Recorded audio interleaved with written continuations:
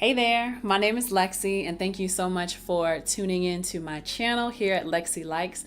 If you are new, then welcome. If you are returning, thank you so much for coming back. Today I'm doing a book review of the book The Four Agreements by Don Miguel Ruiz with Janet Mills. And this is such a great book, honestly, a practical guide to personal freedom. So if you are interested in hearing my thoughts on this book, then please continue to stay tuned. Let's hop right into it. So I actually found this book when I was just randomly shopping at a Five Below.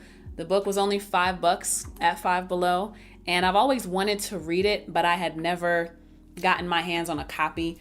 I felt like, hey, it's only $5. Let's go ahead and pick this up. And yeah, finally got into it. So The Four Agreements, this was copywritten 1997. The page count is about 138 pages, and there are 7 chapters in this book. And the purpose of this book, I'm just going to read the back cover for you. In The Four Agreements, Don Miguel Ruiz reveals the source of self-limiting beliefs that rob us of joy and create needless suffering. Based on ancient Toltec wisdom, the Four Agreements offer a powerful code of conduct that can rapidly transform our lives to a new experience of freedom, true happiness, and love. Don Miguel Ruiz's book is a roadmap to enlightenment and freedom, an inspiring book with many great lessons. In the tradition of Castaneda, Ruiz distills essential Toltec wisdom, expressing with clarity and impeccability what it means for men and women to live as peaceful warriors in the modern world. So this I would put under like self-help and development type of category. If that's something that you're interested in development, self-reflection, self-help, stuff like that, then I would highly recommend that you read this book. And I want to tell you some of my favorite sections. The first one is from chapter 1, which it does not yet get into the agreements, but chapter 1 is domestication and the dream of the planet. Page 17. To be alive is the biggest fear humans have. Death is not the biggest fear we have. Our biggest fear is taking the risk to be alive. The risk to be alive and express what we really are. Just being ourselves is the biggest fear of humans. We've learned to live our lives trying to satisfy other people's demands. We've learned to live by other people's points of view because of the fear of not being accepted and of not being good enough for someone else.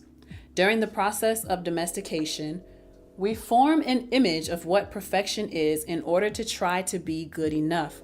We create an image of how we should be in order to be accepted by everybody. We especially try to please the ones who love us, like mom and dad, big brothers and sisters, the priests and the teacher. Trying to be good enough for them, we create an image of perfection, but we don't fit this image. We create this image, but this image is not real. We're never going to be perfect from this point of view. Never. And this is a great introduction to challenging ourselves. This is a great introduction in the book to basically introduce the whole idea of the Four Agreements, right? And it's challenging this notion that, like I said, challenging the notion that we have to be perfect, but there's no such thing as perfection in this realm, and we're never going to live up to that image of perfection. So the sooner we can accept that, the better off we can be, and we can shake off like the expectations that other people have about us. We're acting in a way that's not true to us. We're acting in a way that is, I'm doing this so that so-and-so will like me, so so-and-so will accept me, and so-and-so will love me. And it's just a powerful way to open up the book, because it immediately, for me, makes me question, is there a kind of mask? Is there an image that I've been putting up? Is there a representative that I've been presenting to people in an effort to be liked and accepted? And, I'm thinking about like the hardships that I may have created for myself by trying to fit into a certain image that I thought people would want me to be, or that I thought would be most like palatable for other people to have me in their lives. So a very powerful way to start the book, I think. And then we get into the 4 agreements. So there are 4 agreements to this book. That's why it's called the 4 agreements. It's be impeccable with your word. Don't take anything personally. Don't make assumptions. Always do your best. So from the be impeccable with your word chapter, this is the first agreement. The first agreement is the most important one and also the most difficult one to honor. It's so important that with just this first agreement, you'll be able to transcend to the level of existence I call heaven on earth. The first agreement is to be impeccable with your word. It sounds very simple, but it is very, very powerful. Why your word? Your word is the power that you have to create. Your word is the gift that comes directly from God. The Gospel of John in the Bible, speaking of the creation of the universe, says, "In the beginning was the Word, and the Word was with God, and the Word is God." Through the word, you express your creative power. It is through the word that you manifest everything. Regardless of what language you speak, your intent manifests through your word. What you dream, what you feel, and what you really are will all be manifested through the word. And I really like this book making a lot of references to the Bible because I identify as Christian, I identify as spiritual, I follow the teachings of Jesus, all of that good stuff, right? And in the Bible, there's power within the tongue. And this is another iteration of that. Be impeccable with your word. There's power in your word. You start the creation by what you say out of your mouth. Whether those are good things that you say or bad things that you say, whichever direction you choose to put it, that's most likely what will happen. So if you can master the first agreement of being impeccable with your word, you can master creation, you can master manifestation in your life. And the reason why this is so important, and it talks about discipline later on in the book, but having the discipline to say what you mean, to speak what you want, and then follow through on the action side of the word. So making it plain what you want to happen and then following through with what you say you want to happen, that's being impeccable with your word. At least that's how I interpret it.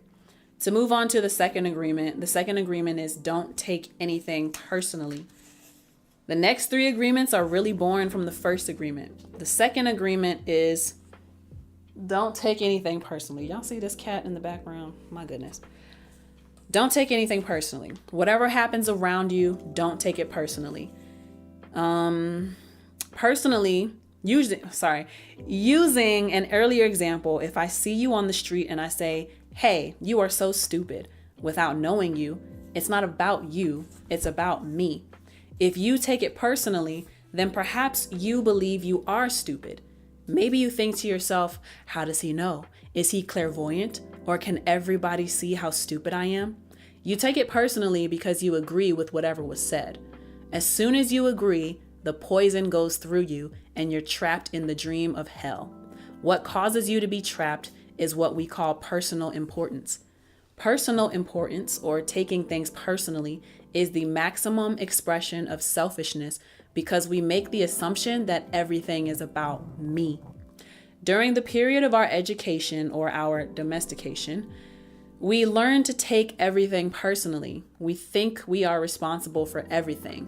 Me, always me. Nothing other people do is because of you. It's because of themselves. All people live in their own dream, in their own mind. They are in a completely different world from the one we live in.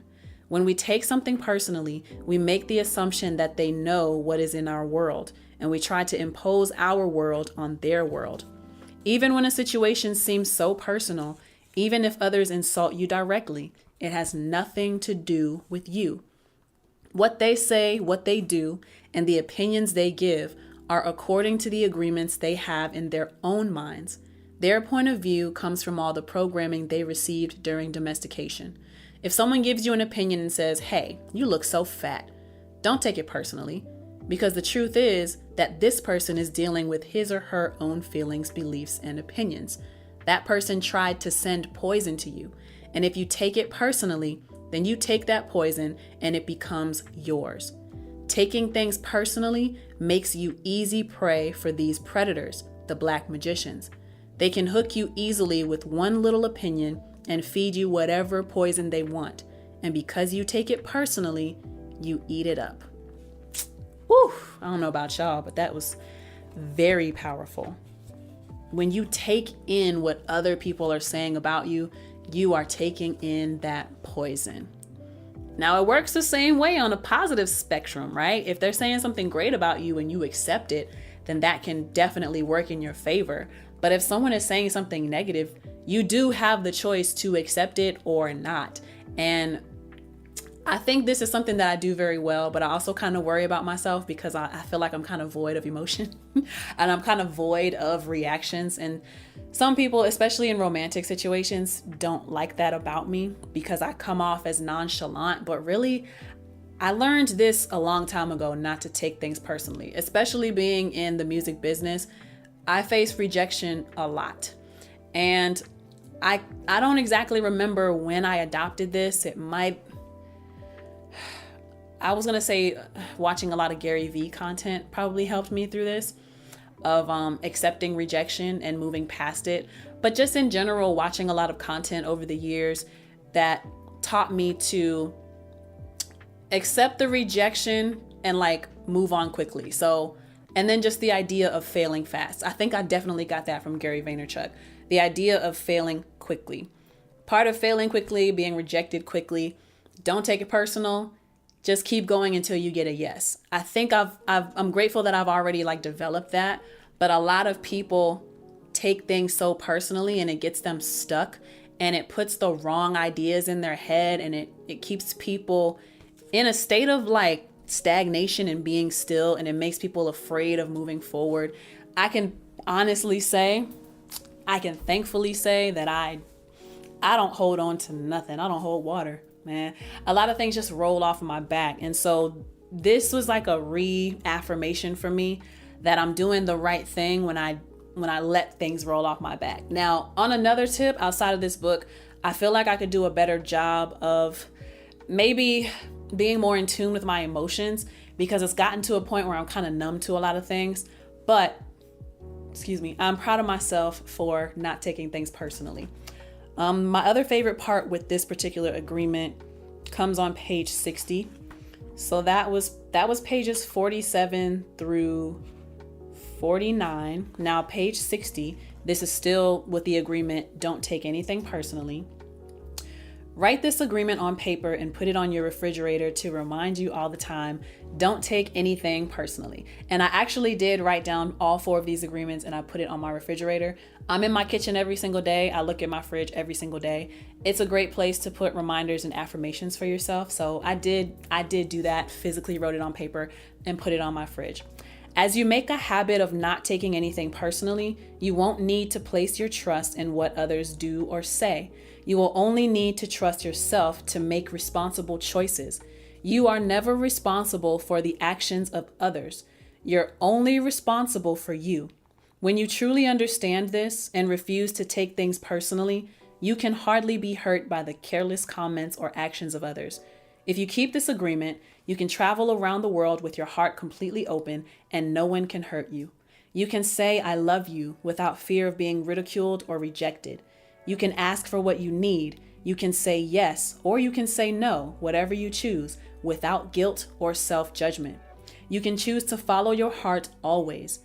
Then you can be in the middle of hell and still experience inner peace and happiness. You can stay in your state of bliss and hell will not affect you at all. And right now, I'm going to say this is the most powerful agreement that you can make with yourself, because again, for me, like things just roll off. And a lot of people, I guess that comes off as like naive or nonchalant. People think I don't care. And it's not that I don't care, it's just I don't allow. And I think we have to get to a space where we know what we will allow and we know what we will not allow into our space, into our psyche, into our mind, body, spirit. I think that's what this is more so meant for. It's not that we don't care, it's that we are protective and we are mindful of the energies and the things that we tell ourselves, because we know how powerful what we tell ourselves is. It's gonna determine the trajectory that we take in life, right? So just a super powerful agreement, super powerful. Let's see. We are on the third agreement, which is don't make assumptions. And I'm going to read page 71 of this chapter. Find someone who you don't have to change at all. It's much easier to find someone who is already the way you want him or her to be, instead of trying to change that person. Also, that person must love you just the way you are, so he or she doesn't have to change you at all. If others feel they have to change you, that means they really don't love you just the way you are. So why be with someone if you're not the way he or she wants you to be? We have to be what we are, so we don't have to present a false image. If you love me the way I am, okay, take me. If you don't love me the way I am, okay, bye-bye. Find something else. Find someone else, excuse me. It may sound harsh, but this kind of communication means the personal agreements we make with others are clear and impeccable.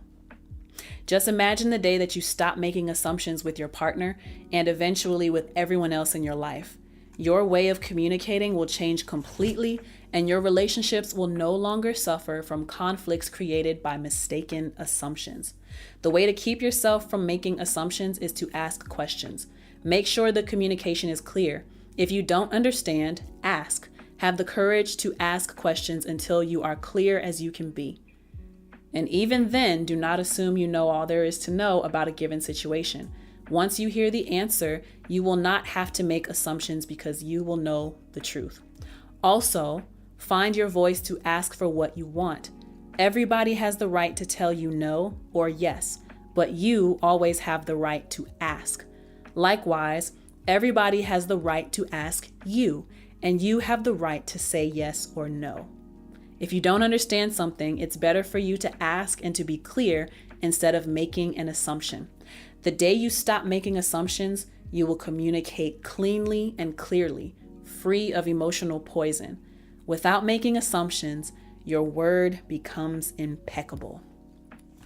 And I could continue reading because it's just so good. Like, this book is very straightforward, and not making assumptions in conjunction with not taking anything personally, it really just allows your mind to, in a way, stay empty and in a way stay pure, because you never automatically, like when we assume things, it's usually the negative things that we assume about people versus assuming the good things. This is saying, like, don't assume either direction. Just, if you don't know, ask.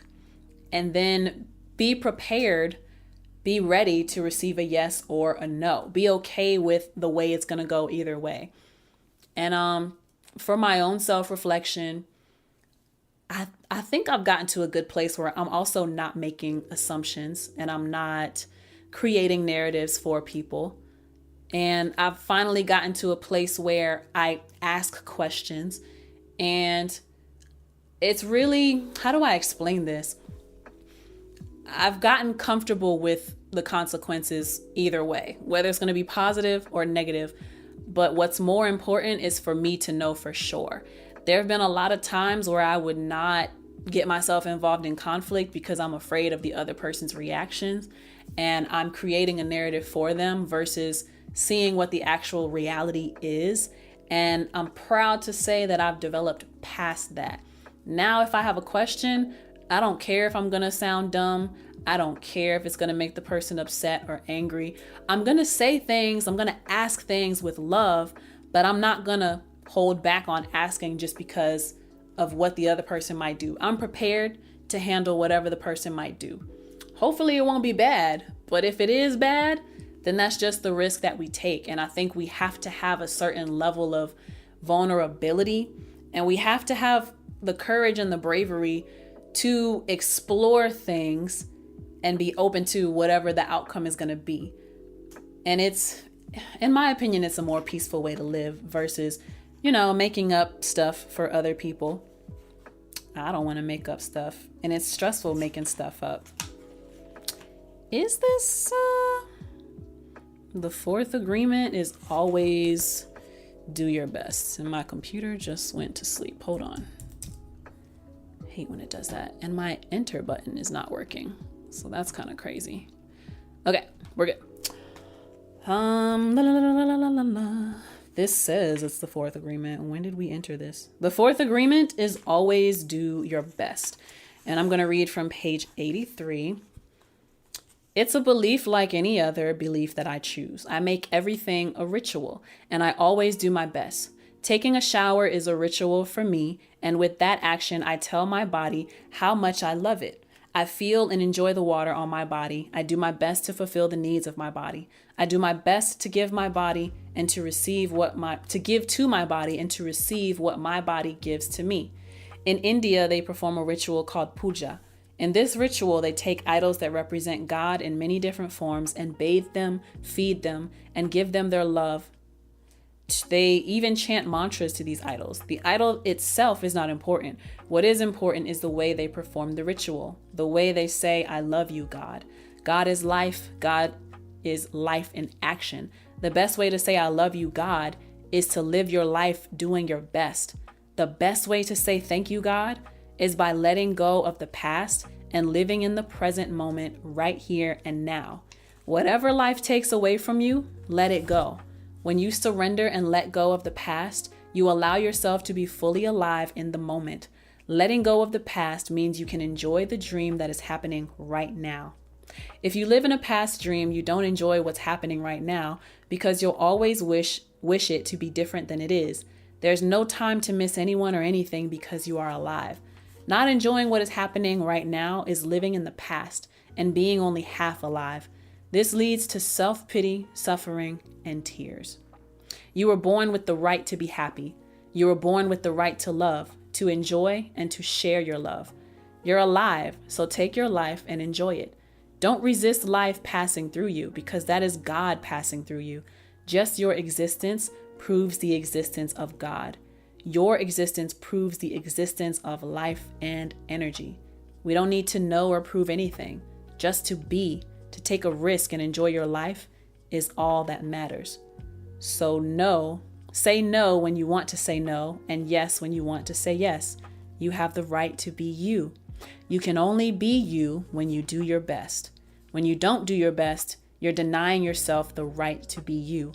That's a seed that you should really nurture in your mind. You don't need knowledge or great philosophical concepts. You don't need the acceptance of others. You express your own divinity by being alive and by loving yourself and others. It is an expression of God to say, hey, I love you. And then the last thing that I want to read, this is from chapter 6, which is the Toltec Path to Freedom. The warrior has awareness. That's very important. We're aware that we are at war, and the war in our minds requires discipline. Not the discipline of a soldier, but the discipline of a warrior. Not the discipline from the outside to tell us what to do and what not to do, but the discipline to be ourselves no matter what. The warrior has control. Not control over another human, but control over one's own emotions, control over one's own self. It is when we lose control that we repress the emotions, not when we are in control. The big difference between a warrior and a victim is that the victim represses and the warrior refrains. Victims repress because they're afraid to show the emotions, afraid to say what they want to say. To refrain is not the same as repression.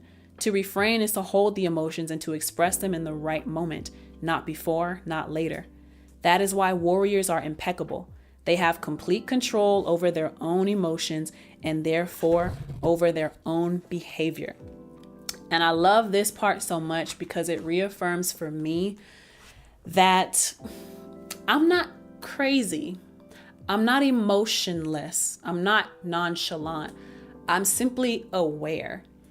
And there's someone who used to try to make me believe that I didn't care or that I didn't react properly because I didn't react emotionally. I didn't react in a way that they wanted me to, but I never felt like it was my thing. It wasn't me to react in the way that they were suggesting that I would. And so to hear this about being a warrior and having the discipline to to know things, but to know when to speak on them, and, you know, like to have refrain, it's very validating, and it makes me feel like I've been on the right path, like developmental wise for me. And yeah, it's just a reaffirmation. Like overall, this book is so great. It's a super easy read. It's only 138 pages. You could probably read this in like 2 or 3 hours. This took me a few days to get through just because I didn't have like one sitting that I could finish this in, but you could definitely finish this in one sitting. Or you might want to sit with it a little longer and like ponder on the different agreements. Be impeccable with your word. Don't take anything personally. Don't make assumptions, and always do your best. So simple, but the way that Don Miguel Ruiz writes this, it's beautiful. I love it. And this is something that will stay in my personal library. I would buy this for someone else. Probably can't get my copy, but I would buy this for somebody, you know? I would highly recommend that you read it. And like I said, I would say this is great for self-development, self-reflection, self-improvement, those kinds of categories. And yeah, it's a great read. I really enjoyed it. If you enjoyed my review of this book, then let me know what you think in the comment section or in the review of this episode. Are you going to try to read this? Have you read it? What's your favorite part of the 4 agreements? Which agreement do you feel you resonate with the most? For me, either not taking things personally or not making assumptions.